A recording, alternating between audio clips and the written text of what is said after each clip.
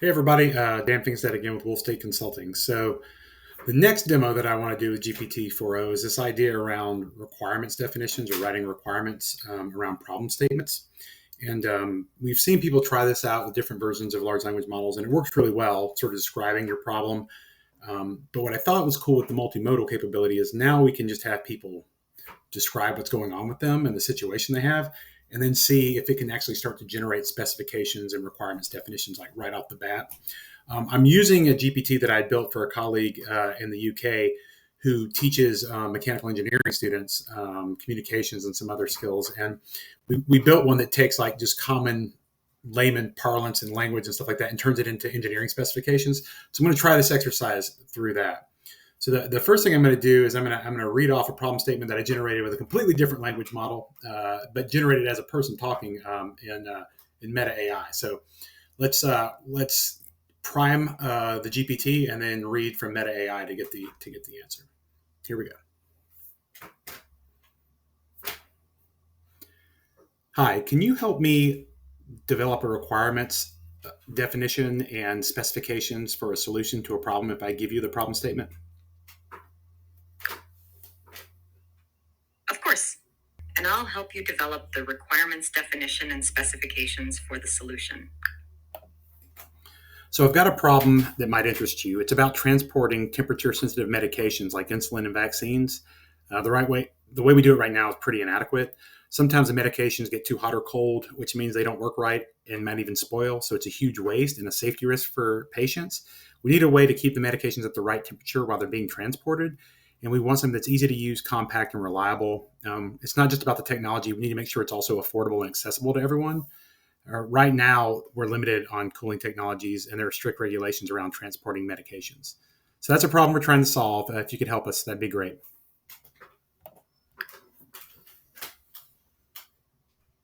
That sounds like an important and challenging problem. Let's break it down into clear engineering requirements and specifications for a solution. Requirements. Definite objective. Develop a reliable, easy to use, compact, and affordable solution to maintain the proper temperature of temperature sensitive medications during transport. Key requirements. 1. Temperature control. The solution must maintain a consistent temperature range suitable for medications like insulin and vaccines. It must protect medications from temperatures that are too high or too low. 2. Portability.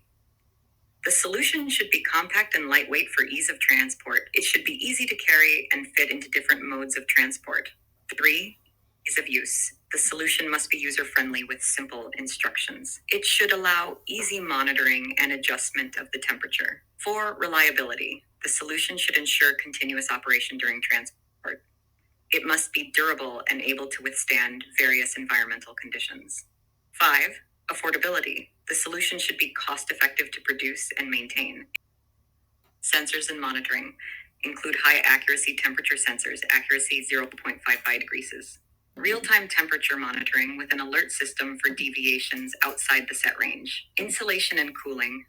High-performance insulation materials to minimize thermal exchange. Active cooling system, e.g. Peltier cooler, to maintain desired temperatures. Capability to download data for analysis. 2. Portability. Design, ergonomic design for easy handling and transport. Integrated handles or straps for convenience. Size and weight. Compact enough to fit in standard transport spaces. I'm sorry, can you repeat that about the image generation? Sure.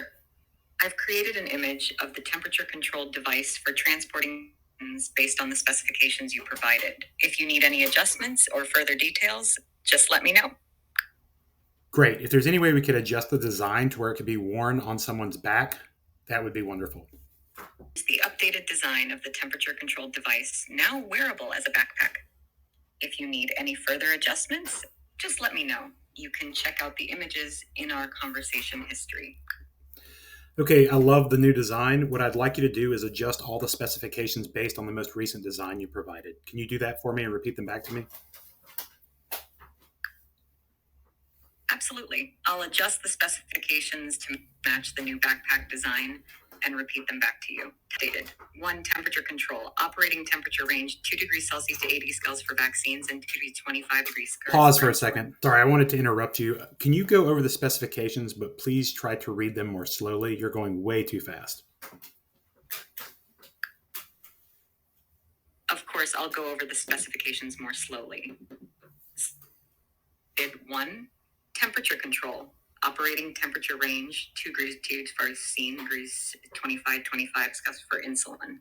Temperature stability 1 display cells. Sensors and monitoring high accuracy temperature sensors. Accuracy kind of 0.5 degrees Celsius. Real-time monitoring with an alert system for deviations. Insulation and cooling. High performance insulation materials. Active cooling system, e.g. Peltier cooler, to maintain desired temperatures. Data logging. Built-in data logger to record temperature history. Capability to download data for analysis. 2. Portability. Design.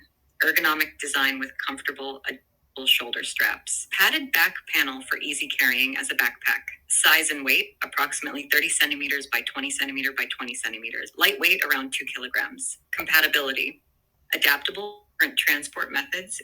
Okay, so you get the idea. Obviously, some demand on the system today. So the text generation and feedback is not as smooth as I'd like, but it's still working pretty darn well. And it's super cool that you can go from from form meets function to function meets form, right? So it's this idea that some of my co-authors like Dr. Apen and I have been working on, which is this idea that you can use generative AI to generate requirement statements to solve problems, start iterating on images, get to the design look of sort of like what right looks like, and then redevelop specifications doing that. What's so cool with the multimodal capability is you can actually do it with your phone and just just explain what your problem is and sort of iterate with it and be like, man, throw me a design real quick, and then look at it and go, nah, I need shoulder straps, right? And then add that in. Just play with it. I'm telling you, I think this is just really next level for early stage ideation and requirements development. Sure, it's not the specifications that most engineers are going to be okay with for a full spec, but honestly, in a world of outcome focused or performance based contracts, it's a great way to develop outcomes and performance based criteria within a performance work statement versus a statement of work. So I see lots of implications for this. I think it's super cool. I hope you try it out and enjoyed the video. Again, we'll stay consulting. We appreciate the support. Have a great one.